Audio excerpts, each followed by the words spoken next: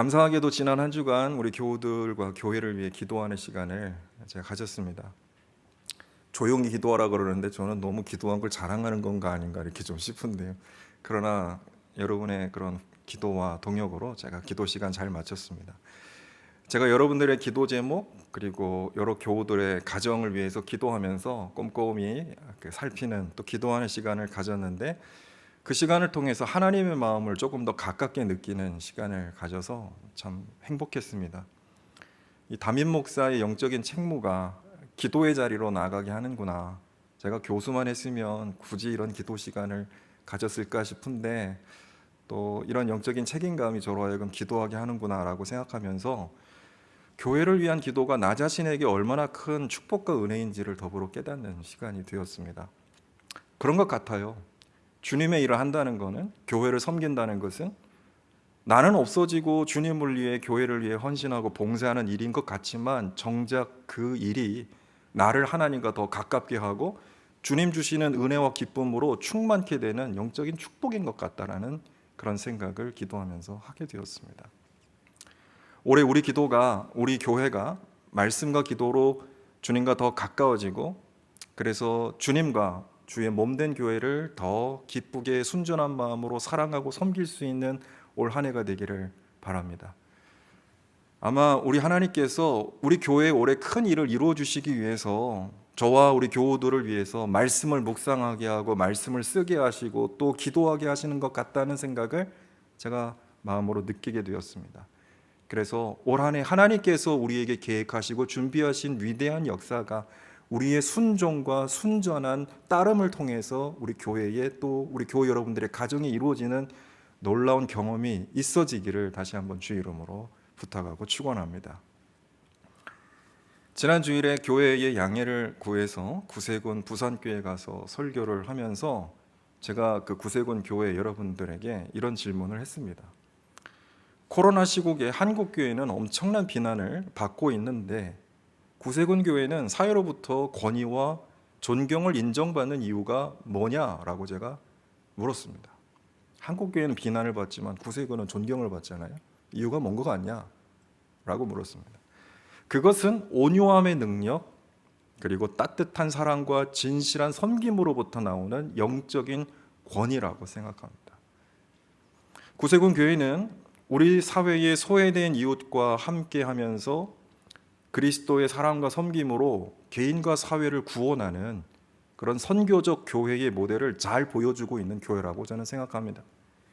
교회가 사회의 소외된 곳과 멀어지지 않고 예배의 자리와 선교 현장이 분리되지 않는 행동하는 기독교의 가장 좋은 모델이라고 생각합니다. 구세군은 300명 넘는 교회가 하나도 없대요, 우리나라에. 교세도 약하고 신도수도 적지만 우리 사회에서 존경과 인정을 받는 교회라고 생각합니다. 저는 우리 한국교회의 진로가, 생존이 구세군처럼 선교적 교회로 체질 개선을 해야 우리 교회가 이 사회에서 영적인 책무를 감당할 수 있겠구나라는 도전을 설교하면서 받았습니다. 코로나 팬데믹은 한국교회가 직면하고 있는 문제점과 위기 상황을 확연하게 드러나게 했습니다. 코로나가 한국교회 위기를 불러온 것이 아니라 코로나가 한국교회의 위기 상황을 드러나게 한 것이죠. 한국교회가 예배당 크게 짓고 교인 수를 늘리는 외적 성장에 머물러서는 안 되고, 교회의 힘과 얼마 되지도 않는 이익을 지키기 위해서 인간적인 방법을 동원해서는 안 된다라는 준엄한 경고를 이 코로나 시국은 우리에게 보내고 있습니다. 오히려 우리 사회의 다양한 사람들과 친밀하게 소통하면서 문화적 감수성과 공감대를 넓히면서 사람들 속으로 녹아들어가서 그래서 우리 사회를 하나님 나라에 스며들게 하는 선교적 교회로 거듭나야 한다는 준엄한 자성을 갖게 하였습니다. 침투와 삼투, 우리가 한국 사회로 녹아들어가서 침투죠. 그러나 우리 한국 사회가 하나님 나라에 스며들게 하는 삼투, 그런 교회로 우리가 거듭나야 한다는 그런 깨달음을 갖게 합니다. 무엇보다도 우리 사회의 그늘진 곳에 우리가 찾아가서 힘들어하는 이웃들의 눈물을 닦아주고 그리스도의 사랑으로 사람들의 몸과 마음과 영혼을 구원하는 선교적 삶을 살아야 한다라는 그런 깨달음을 우리에게 갖게 하고 있습니다.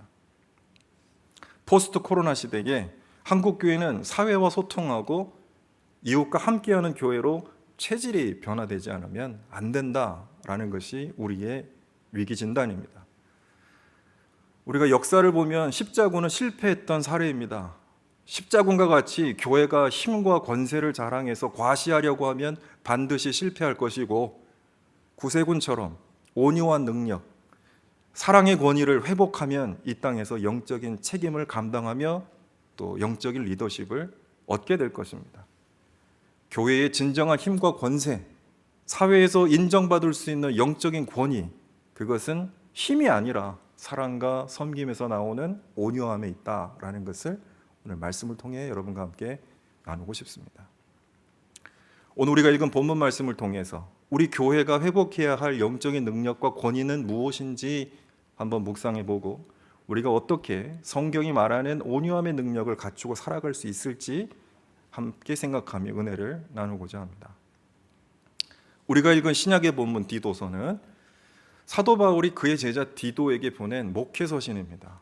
디모데 전서 후서가 있듯이 디도서는 바울이 그가 세운 그의 제자 교회 지도자 디도에게 보낸 목회의 권면입니다. 갈라디아서 2장 이하를 보면 디도는 그리스 사람으로서 이방인이었습니다. 그러나 복음을 받아들이며 바울의 동역자가 되었습니다.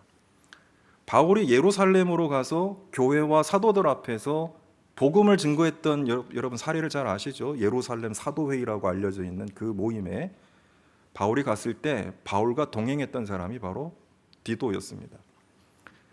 바울은 할례나 율법 준수가 아니라 오직 믿음으로만 구원받는다라는 그 복음이 유대인들만에게만 아니라 바로 이방인에게도 전해져야 한다고 주장을 했고, 그 이방인에게 전해진 복음의 산 증인이 바로 디도였습니다.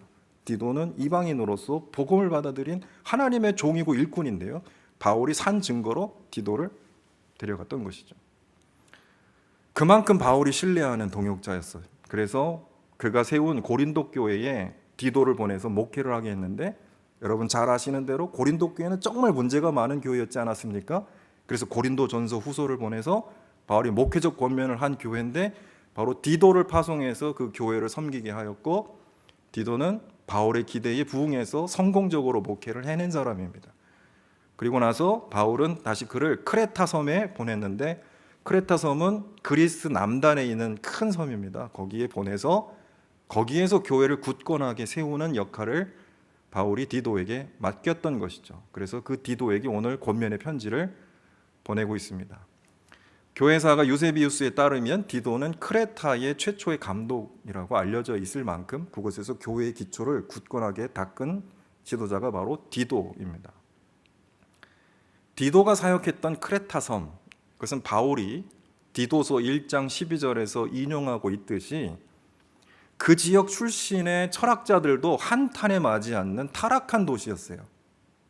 뭐라고 말했습니까? 1장 12절에서 크레타 사람은 예나 지금이나 거짓말쟁이요, 악한 짐승이요, 먹는 것밖에 모르는 게으름뱅이다. 정말 끔찍한 도시죠. 도덕적으로나 정신적으로나 문화적으로 타락한 사회였던 것이죠. 이런 곳에서 기독교 공동체를 건강하게 세워나가는 일이 얼마나 어려웠겠습니까? 그러기 위해서 교회가 정신을 바짝 차리지 않으면 안 되는 거예요. 그런 사회에서 교회를 굳건하게 세워나가려면 무엇보다도 먼저 교회가 내적으로 올바르게 서야만 했습니다. 내적으로 건강하지 못한 교회가 어떻게 사회에서 바르게 그 사명을 감당할 수 있겠습니까? 그래서 그런 권면을 해야 했는데, 교회가 내적으로 굳건하게 서기 위해서 무엇보다도 직분자들, 감독과 장로를 잘 세워서 신앙과 삶의 모범을 보이면서 그들이 교회를 잘 이끌어 나가는 것이 무엇보다도 중요했습니다. 오늘날 목사의 역할을 감당하는 감독, 그리고 장로뿐만 아니라 디도서를 보면 교회의 남성 지도자들, 여성 지도자들, 우리로 말하면 안수 집사 권사님들이시겠죠? 이런 분들이 감독, 장로, 우리로 말하면 안수 집사 권사, 이런 교회의 직분자들이 젊은이들과 자녀들을 포함한 다음 세대를 믿음 안에서 신앙으로 잘 양육하는 것, 이것이 건강한 교회를 위해서 무엇보다 중요하다. 이런 권면을 바울은 디도서에서 하고 있습니다. 그래서 디도서 1장, 2장을 보면 직분자를 잘 세워야 하고 이들이 믿음으로 교회를 잘 양육해야 하고 신앙과 삶의 모범을 보이면서 교회를 잘 이끌어가야 한다라고 하는 목회적 권면을 힘주어 강조하고 있습니다. 교회가 내적으로 바로 서기 위해서 임직자, 직분자들을 잘 세우는 것이 영적으로 얼마나 중요한 일인지, 그리고 임직을 받은 교회 직분자들이 말씀 안에서 믿음의 선한 영향력을 끼치며 교회를 섬기는 것이 얼마나 중요한지, 그것이 교회의 영적 생명의 매우 중요한 부분이라고 디도는 강조하고 있습니다. 디도서에서 바울은 올해 임직자 선출을 앞두고 있는 우리 교회 역시 이 말씀을 명심하고 또 명심해야 합니다. 직분자 잘 세워야 되고요, 기도하면서 근신하면서 금식하면서 직분자 잘 세워야 되고, 그 직분을 맡으려고 하는 사람들은 또한 근신하고 기도하면서 교회를 잘 섬겨야 하는 그런 중심을 잘 잡고 있어야 그 교회가 건강하게 세워진다라는 말씀입니다. 내적으로 건강하게 세워진 교회는 당연히 외적으로 믿음의 영향력을 발휘하게 됩니다. 그것이 교회가 세상에 존재하는 존재 이유와 존재 목적입니다. 그것이 교회가 감당해야 할 영적 책무와 사회적인 책임이기도 합니다. 앞서 디도서 1장 12절에서 말씀한 것처럼 도덕적으로나 정신적으로나 문화적으로 타락한 크레타 사회에서 기독교 공동체는 무슨 일을 해야만 했겠습니까? 부패한 사람들의 양심을 깨끗하게 해야만 했고, 거짓된 가르침으로부터 진리로 이끌어야 했고, 우상 숭배와 타락한 문화를 치유하는 대안과 모범을 제시해야만 했습니다. 그렇지 않으면, 만약 교회가 그런 역할을 감당하지 못하면 그 사회로부터 외면과 미움을 받고, 그리고 그 사회를 지배하고 있는 문화에 함몰되어서 내적으로 붕괴하고 말 것이라는 겁니다. 믿음의 선한 영향력을 끼치지 못하는 교회는 그 사회에서 외면당하고 고립되는 정도에 그치는 것이 아니라 그 사회의 분위기에 압도되어서 결국 교회의 거룩함과 존재감마저 잃게 된다는 사실을 우리는 기억해야 하는 것입니다. 도전에 응전하지 못하고 살아 움직이지 못하면 결국 도태되고 마는 것이죠. 이것은 자연의 원리이기도 하고 교회의 생리이기도 합니다. 그 사회의 문화에 도전해서 응전해서 살아 움직이지 못하는 교회는 결국 그 문화의 지배를 당해 도태되고 만다라는 사실이에요. 해도 되고 안 되는 일이 아니라 살아 움직이기 위해서 반드시 하지 않으면 안 될 영적인 책임이라는 것입니다. 디도서 3장 1절로 2절에는 교회 공동체가 외적으로 사회 속에서 어떤 모습을 통해서 진리의 차별성을 가져야 하는가에 대해서 말씀하고 있습니다. 오늘 우리가 읽은 본문입니다. 1절에서 바울은 디도에게 이렇게 말합니다. 신도를 깨워서 통치자와 집권자에게 복종하고 순종하고 모든 선한 일을 할 준비를 갖추게 하라라고 권면합니다. 또한 아무도 비방하지 말고 싸우지 말고 관용하게 하며 언제나 모든 사람에게 온유하게 대하게 하라, 이렇게 당부합니다. 어찌 보면 매우 유약하고 시시하고 영향력 없는 사람들의 모습처럼 보입니다. 복종과 순종, 얼마나 힘없어 보여요. 관용과 온유함, 얼마나 시시해 보입니까?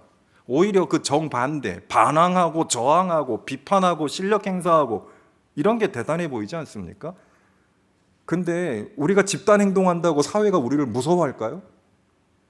그런데 힘을 느끼고 권위를 느낄까요? 전 그렇지 않다고 봅니다. 그건 힘이 아니에요. 오히려 온유함이 세상의 존경과 권위를 갖게 하는 것이, 그게 우리를 두렵게 하고 그 사회가 우리를 두렵게 하고 우리를 인정하게 하는, 저는 진정한 영적인 힘이라고 봅니다. 크레타 사람들은요, 전자가 아니라 후자의 모습으로 살았어요. 그 철학자도 한탄했듯이 크레타는 이 도덕적 타락과 까칠한 반골 기질이 있어서 로마 제국이 이 지역을 통치하기 매우 어렵게 만드는 요인이 되었고, 그뿐만 아니라 이 타락한 사회를 치유하기가 매우 어렵게 하는 그런 고질적인 그런 문제였습니다. 사도 바울은 3절에서 문제를 이렇게 지적합니다. 전에는 어리석고 순종하지 아니하고 미혹을 당하고 온갖 정욕과 향락의 종노릇하고 악의와 시기심을 가지고 살았고 남에게 미움을 받고 서로 미워하며 살았다. 이것이 이 사회의 문제였습니다. 여러분, 이런 상태 한마디로 뭐라고 말할까요? 끔찍하죠.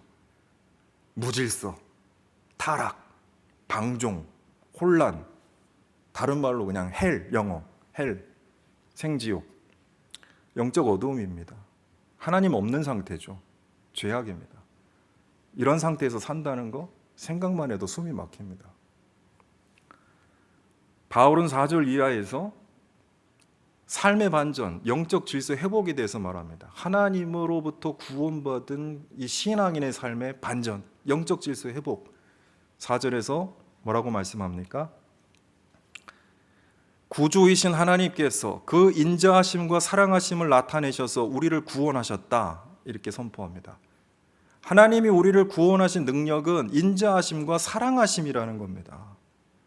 강압과 강요의 방식이 아니라 매우 온유하고 연약해 보이는 방식. 그러나 사람과 사회를 근본적으로 변화시키는 놀라운 능력, 하나님의 방법, 그게 뭐냐? 강요와 강압이 아니라 인자하심과 사랑하심이라는 거예요. 하나님의 인자하심과 하나님의 사랑하심이 우리를 속으로부터 바깥으로 완전히 변화시켰다. 이게 하나님의 능력이다 라고 바울은 말합니다. 5절에서 말씀하듯 그분의 자비하심은 우리를 거듭나게 하였고 성령으로 새롭게 하시는 능력이라는 거예요. 사람을 뒤바꾸고 새롭게 할 수 있다면 그것보다 강력한 능력이 있겠습니까? 그 무엇이 사람을 근본적으로 변화시킬까요? 사람을 근본적으로 변화시키는 건 정말 대단한 능력일 거예요. 그런데 하나님의 인자하심과 사랑하심이 사람을 근본적으로 변화시키고 새롭게 하는 능력이라는 겁니다. 정치 권력 있어요. 세 보입니다. 사회적 지위 굉장해 보입니다. 돈과 재산 뭐든지 할 수 있을 것 같습니다. 그런 세속적 권세는 사람을 변질시키게는 하지만 사람을 변화시켜서 거듭나게 하는 능력은 없습니다. 우리 다 인정하지 않습니까? 그 힘이 우리를 압도하지만, 그래서 사람들에게 영향을 끼치지만, 그래서 사람들을 변질은 시키지만은 그런 권세들이 우리를 속으로부터 변화시켜서 새롭게 하는, 거듭나게 하는 능력이 있습니까? 타락시키는 능력은 있지요. 겁박하는 능력은 있지요. 그러나 새롭게 하고 변화시키게 하는 능력은 없어요. 오히려 사람과 사회를 병들게 하는 우상이나 거짓된 권세로 작용할 때가 많습니다. 그러나 하나님의 인자하심, 사랑, 자비, 그것은 매우 연약하고 매우 부드러워 보이지만 우리를 새롭게 하고 구원하는 능력이라고 사도 바울은 힘차게 선포하고 있습니다. 8절에서 바울은 디도에게 이 사실을 또 강조해서 말합니다. 이런 말씀을 힘있게 주장하라고 바울은 디도에게 권면합니다. 이런 말씀 힘있게 주장해서 하나님을 믿는 사람으로 하여금 선한 일에 전념하게 하십시오 라고 디도에게 권면합니다. 다시 말해서 하나님의 선하신 능력으로 거듭난 우리가 하나님이 부어주신 선한 능력으로 타락하고 무너진 사회의 사람들을 구원하는 선한 일에 전념하게 하라라는 말씀이에요. 그 선한 일은 아름다울 뿐만 아니라 유익한 것이라고 바울은 강조하고 있습니다. 교회는 어떤 일에 붙들려야만 하나요? 교회는 무슨 문제를 갖고 씨름해야 합니까? 교회는 어떤 일에 전념해야 합니까? 하나님이 우리를 통해 이루신 선하고 아름답고 유익한 일, 거기에 집중해야 합니다. 교회는. 교회가 전념해야 할 일은 하나님이 우리에게 이루신 선하고 아름답고 유익한 일이에요. 그게 뭡니까? 사람을 치유하고 고치고 세상을 구원하는 일이에요. 그게 교회가 붙들리고 교회가 전념하고 교회가 추구해야 될 일입니다. 교회가 그 정반대의 것들, 선한 것의 반대는 무엇이죠? 악한 일입니다. 아름다운 일의 반대는 뭡니까? 추악한 일이죠. 유익한 일의 반대는 무엇입니까? 해로운 일입니다. 그런데 교회가 붙들려서 사로잡혀서는 안 된다라는 겁니다. 악한 일이 뭡니까? 악의와 시기심이라고 말씀 얘기합니다. 추한 일은 무엇입니까? 정욕과 향락입니다. 해로운 일은 무엇입니까? 미움과 다툼입니다. 교회는 잘못된 열심을 버리고 선한 열심을 회복해야 합니다. 오늘 한국교회 보면은 하지 말아야 할 일들에 붙들려서 하는 교회가 너무 많아요. 전념해야 하는 일들에 전념하지 못하는 교회가 너무 많아요. 이게 얼마나 큰 낭비입니까? 우리가 해야 할 전념할 일에 전념을 하고 살아야 되는 것이 교회의 역할인데 왜 하지 말라고 하는 일들에 붙들려서 허송하고 있는가? 교회를 무너지게 하고 있는가? 너무 안타까운 일이죠. 사랑하는 교회 여러분, 하나님의 인자하심과 사랑하심은 우리를 새롭게 하는 능력이 될 뿐만 아니라 교회가 정욕과 향락으로 타락한 이 세상 속에서 악의와 시기심과 미움으로 무너진 사람들, 그 사람들을 치유하고 구원하는 영적인 능력입니다. 교회가 세상에 내놓을 최고의 치료제가 있다면 그것은 우리를 사랑하시고 살리신 하나님의 사랑과 자비예요. 그게 교회가 세상에 내놓을 최고의 치료제고 최고의 대안입니다. 하나님의 은혜가 연약해 보이지만 우리를 구원하고 사람을 치유하는 가장 강력한 권세입니다. 교회의 영적인 권위는 정치적 힘이나 어떤 경제적인 그런 권력에서 오는 것이 아니라 지극히 작은 자 한 사람을 천하보다 소중히 여기고, 그래서 그걸 통해서 세상을 구원하시는 하나님의 은혜와 그 사랑을 회복하는 데 있습니다. 그것이 우리가 추구하고 우리가 회복해야 할 온유함의 능력입니다. 만약 교회 공동체가 이런 영적인 능력에 서 있지 못하다면 우리는 선한 일에 전념할 수 없고 세상에서 선한 능력을 발휘할 수도 없습니다.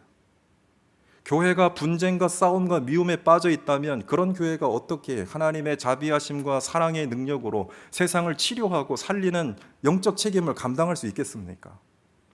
자기 앞가림도 못하는 교회가 어찌 세상의 소금과 빛으로 하나님의 도구로 쓰임받을 수 있겠습니까? 사랑하는 교회 여러분, 주님이 교회에게 주신 권세는 그리스도가 본으로 보이신 온유함의 능력, 사랑과 자비, 섬김의 능력, 십자가, 그래서 우린 십자가를 저렇게 걸어놓고 있는 것이죠. 이 능력으로 교회가 움직이고 이 능력으로 직분자들이 성도를 깨워서 선한 일에 전념하게 해야 하는 것입니다. 한눈 팔지 말고 이 일에 집중해야 합니다. 교회는.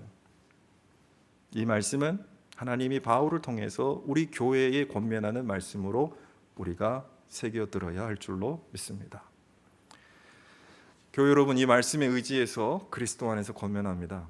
우리 교회에 그런 일이 있다고 해서 제가 말씀드리는 것이 아니고, 제가 사실 무슨 다른 사람을 염두에 두고 이런 말씀하는 것이 아니라 저 자신을 놓고 얘기하는 것입니다. 우리 교회 안에 혹시 악의와 시기심과 미워하는 마음이 있다면 사라져야 합니다. 교회를 파괴하는 암적인 요소예요. 불평하고 원망하고 비판하는 마음이 있다면 사라져야 합니다. 그리스도 안에서 한 몸을 이룬 교회를 헐뜯거나 교회에 대해서 비난하고 원망하는 그런 말을 삼가야 합니다. 그것은 그리스도의 방식이 아니에요. 그건 하나님이 원하시는 뜻도 아닙니다. 그것은 올바르고 정의로운 일도 아닙니다. 오히려 그것은 우리가 그리스도의 통치와 성령의 은혜 아래 있지 못하다는 확실한 증거고 그리스도의 몸된 교회를 파괴하는 행위입니다. 두렵고 떨림으로 우리 자신을 성찰해야 합니다.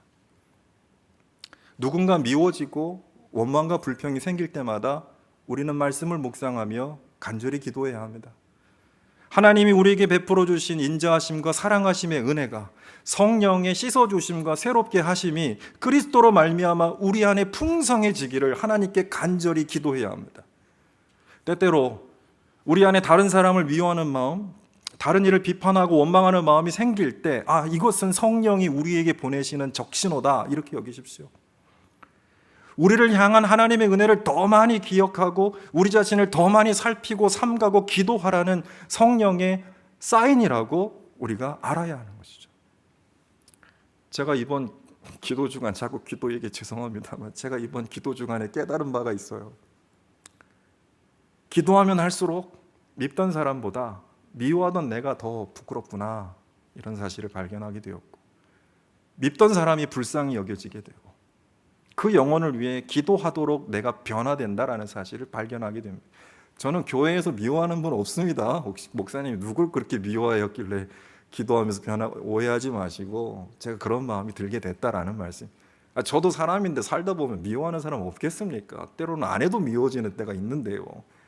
저는 아내는 사랑합니다만, 그러나 기도하니까 그런 마음의 변화가 생기더라는 겁니다. 기도하면 할수록 미워하던 사람이 문제가 아니라 미워하는 내가 문제였구나라는 사실을 발견하게 됩니다. 기도하면 할수록 다른 일을 미워하던 나의 마음속에 내가 하나님에 대한 그 은혜에 대한 믿음이 부족하구나, 내가 예수님의 사랑이 참 부족하구나, 내가 영적으로 참 파산 상태에 있구나, 그런 영적인 공허를 너무 많이 깨닫게 되는 것이에요. 기도는 나 자신을 성찰하게 하고 나의 마음을 변화시키고, 그래서 나를 영적으로 강건하게 해서 내 인간적인 생각이 아니라 주님이 주시는 기쁨과 은혜로 충만하게 하는 영적인 축복의 통로가 바로 기도예요. 그 놀라운 사실을 이번에 다시 한번 깨닫게 되었습니다. 그러면서 올 한 해 우리 교회가 더 많이 기도해야 되겠다. 우리 교회가 믿음의 기도를 통해서 이 영적인 능력, 이 선한 능력을 회복해야 되겠다. 그럼 무슨 생각이 들었냐면, 이런 선한 능력을 우리가 회복하게 되면 우리는 선한 일에 전념하게 되고, 선한 일에 전념하게 되면 하나님이 이 교회를 통해서 얼마나 위대한 역사를 이루어 가실까, 이런 생각으로 막 신이 났어요. 제가 좀 신나 보이지 않습니까? 신이 났어요. 구약의 본문 시편 우리가 다 읽진 못했습니다만은 시편 37편 3절로 6절을 보면 사람을 바라보지 말라, 그렇게 나옵니다. 사람 바라보면 미움밖에 안 나오죠. 그러나 주님만 의지하고 선을 행하라, 그렇게 우리에게 권면하십니다. 그러면 하나님이 우리 의를 빛과 같이 우리 공의를 햇살처럼 빛나게 해주실 것이라고 약속하고 있습니다. 그래서 우리 마음의 소원을 들어주시고 하나님 안에서 기쁨을 주실 것이라고 약속합니다. 여러분, 이 약속의 말씀을 굳게 믿으시기 바랍니다.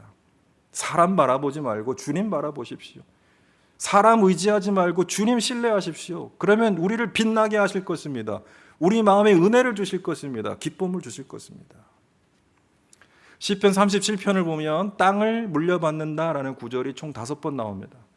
여기서 땅을 물려받는다라는 말은 우리가 부동산 갑부가 된다는 얘기가 아니고요, 하나님 나라를 우리가 누리게 된다, 하나님이 우리에게 주시는 영적 권세를 얻는다, 우리가 하나님 나라의 상속자가 된다, 이런 말입니다. 누가 땅을 차지할 거라고 시편은 말씀합니까? 37편 9절을 보면 주님을 기다리는 사람들은 반드시 땅을 물려받을 것이다 라고 말합니다. 11절은 겸손한 사람들이 오히려 땅을 차지할 것이다 라고 말합니다. 22절에서는 주님께서 베푸시는 복을 받은 사람이 땅을 차지하게 된다라고 말합니다. 29절은 의인은 땅을 차지한다라고 말씀합니다. 마지막 34절은 주님을 기다리며 주의 법도를 지켜라, 주님께서 너를 높여주시면 땅을 차지하게 하실 것이다 라고 말씀합니다. 한결같이 주님을 의지하고 주님 뜻에 순종하고 주님을 본받아서 사랑으로, 겸손함으로 선한 영향력을 끼치는 온유한 사람들이 하나님 나라의 상속자, 영적인 리더가 된다라는 약속의 말씀이에요. 위대한 비밀과 진리가 이 안에 담겨 있습니다. 기독교의 힘은 힘과 권세에 있는 것이 아니라 이 온유함에 있다, 이 겸손함에 있다, 이 사랑함에 있다. 이거를 이 말씀 우리에게 깨닫게 합니다. 사랑하는 교회 여러분, 우리 모든 교회가 그리스도를 본받아 온유한 능력의 사람이 되어서 우리 가정과 우리 교회와 우리 사회가 치유되고 회복하는, 그렇게 하나님 일에 쓰임받는 하나님의 동역자 다 되기를 주의 이름으로 축원합니다. 특별히 올해 우리 교회는 교회를 섬길 임직자 선거를 앞두고 있습니다. 저는 이것이 위기가 아니라 기회라고 믿습니다. 이 기회에 우리 교회가 한마음 한뜻으로 기도하면서 영적인 지도력과 영적인 질서를 확실하게 세우는 한 해가 될 수 있기를 바랍니다. 그렇게 될 때 그리스도를 향해서 우리는 모든 면에서 자라나서 영적으로 강건하고 부흥케 되는 교회가 되리라 믿습니다. 그래서 주님의 도우심으로 대학교의 영적 부흥의 전기가 마련되는 올 한 해 2022년이 되기를 바라고 기대하고 소원합니다. 같이 기도하시겠습니다. 하나님 아버지, 오늘 말씀을 통하여 선한 일에 전념하라 우리에게 말씀하셨습니다. 이 선한 일에 전념하기 위해서 무엇보다도 하나님 주시는 영적인 권세와 권위를 우리가 회복해야 될 줄로 믿습니다. 하나님께서 우리에게 주시는 영적인 권위, 이 땅을 차지하는 하나님 나라의 상속자, 유업자, 하나님의 사람은 겸손한 자, 하나님의 사랑으로 교회를 섬기는 자임을 깨닫게 하셨습니다. 우리 교회가 기도와 말씀에 전념하여 영적인 능력을 회복해서 올 한 해 하나님 이루시는 영적 부흥의 전기가 마련되는 우리 한남대학교에 될 수 있도록 도와주시고, 이 영적인 선한 능력이 우리 모든 교우들의 가정과 삶의 자리에서 나타날 수 있도록 인도하여 주옵소서. 우리 주님 예수 그리스도의 이름으로 기도드리옵나이다. 아멘.